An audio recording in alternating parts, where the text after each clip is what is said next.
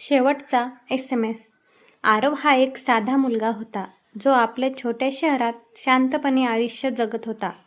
त्याचं जग फार मोठं नव्हतं.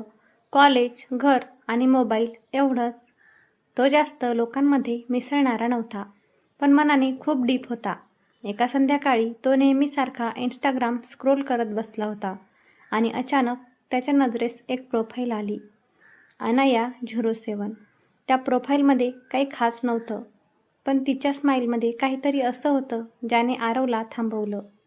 त्याने तिचा प्रोफाईल ओपन केला, फोटोज पाहिले आणि नकळत फॉलो केलं.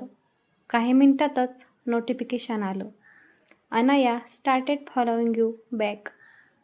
आरवच्या चेहऱ्यावर आपोआप हलकीशी स्माईल आली. तो खूप वेळ विचार करत राहिला, मेसेज करावा का नाही, पण शेवटी त्याने हाय असा सिंपल मेसेज पाठवला.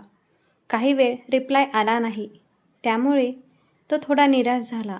पण अचानक स्क्रीनवर नोटिफिकेशन चमकली, हॅलो. त्या एका रिप्लायने त्याचा पूर्ण मूड बदलून गेला. हळूहळू त्यांची चॅट वाढत गेली.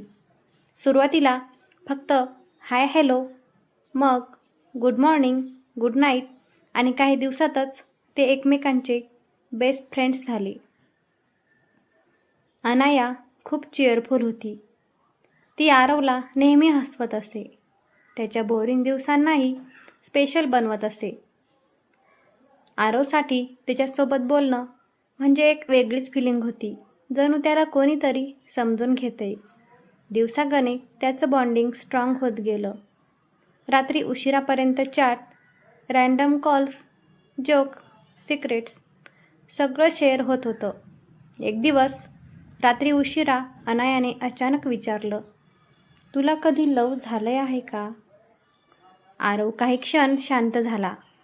त्याने कधीच सिरियसली कोणावर प्रेम केलं नव्हतं. तो म्हणाला, नाही.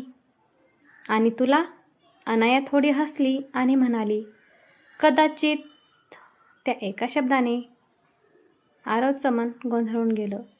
त्याला कळत नव्हतं ती काय म्हणते, पण त्याने पुढे काही विचारलं नाही. वेळ जसा जसा पुढे गेला, आरवला जाणवू लागलं की तो अनायावर प्रेम करू लागलाय. तिचा प्रत्येक मेसेज, तिचं हसणं, तिची काळजी सगळं त्याच्यासाठी खूप इम्पॉर्टंट झालं होतं. तो सतत विचार करत होता की तिला सांगावं का नाही. शेवटी एक दिवस त्याने धाडस केलं. संध्याकाळी तो तिच्यासोबत चॅट करत होता आणि त्याने मेसेज टाईप केला, I think I love you. पण सेंड करण्याआधीच अनायाचा मेसेज आला, आरव, मला तुझ्यासोबत काही इम्पॉर्टंट बोलायचं. आरव थोडा थांबला आणि म्हणाला, बोल ना. अनाया म्हणाली, मी तुझ्यासोबत बोलते ना, मला खूप छान वाटतं. तू खूप स्पेशल आहेस. आरवचं मन आनंदाने भरून गेलं, पण पुढचं वाक्य सगळं बदलून गेलं. पण आरव, मी ऑलरेडी रिलेशनशिपमध्ये आहे. त्या क्षणी आरवचं हृदय अक्षरशः तुटलं. त्याला काय बोलायचं ते समजत नव्हतं, म्हणून त्याने फक्त ओ नाईस असं रिप्लाय केलं. पण आतून तो पूर्णपणे तुटून गेला होता. त्या रात्री त्याला झोपच आली नाही. तो सतत विचार करत होता की त्याने आधीच तिला सांगायला हवं होतं. पुढचे काही दिवस ते बोलत राहिले, पण आरव आता बदलला होता. तो कमी बोलत होता, थोडा दूर राहू लागला होता. अनायाला ते जाणवलं आणि तिने विचारलं, तू असं का वागतोय? आरवने सुरुवातीला टाळलं, पण शेवटी त्याने सगळं खरं सांगितलं, कारण मी तुझ्यावर प्रेम करतो. अनाया काही क्षण कम्प्लिटली सायलेंट झाली. मग तिने रिप्लाय दिला, आरव, मला काही कळत नाही, पण तू मला खूप इम्पॉर्टंट आहेस. त्यानंतर काही दिवस त्याने एकमेकांशी बोलणं कमी केलं.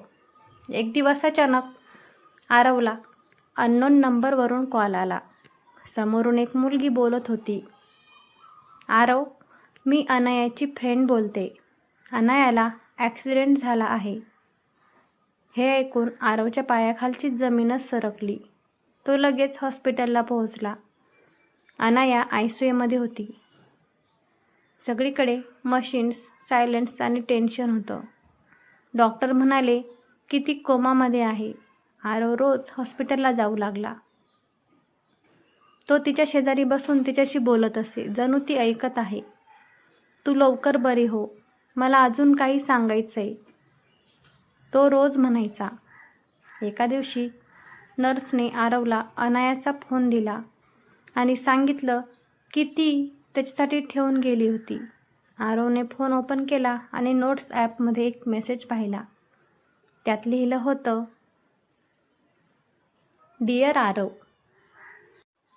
जर तू हे वाचत असेल तर कदाचित मी बोलू शकत नाही.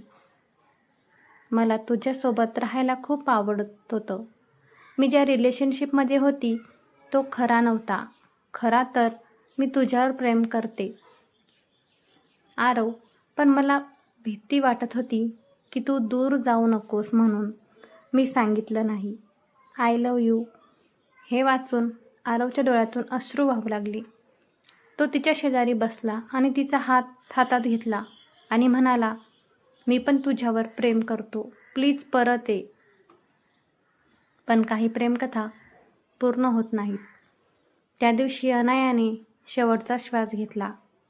आरव तिथेच बसून राहिला. त्याच्या हातात तिचा हात होता आणि डोळ्यासमोर तिचा शेवटचा मेसेज. त्या दिवसानंतर आरवचं आयुष्य पूर्ण बदलून गेलं. आजही तो रोज रात्री तिच्या चॅटवर गुड नाईट पाठवतो, कारण त्याच्यासाठी ती अजूनही ऑनलाईन आहे आणि कुठेतरी त्याचं मेसेज वाचते अशी त्याची भावना आहे. अशाच नवीन कथेसाठी चॅनलला लाईक, शेअर आणि सबस्क्राईब करा. कथा आवडल्यास नक्की कमेंट करा. धन्यवाद.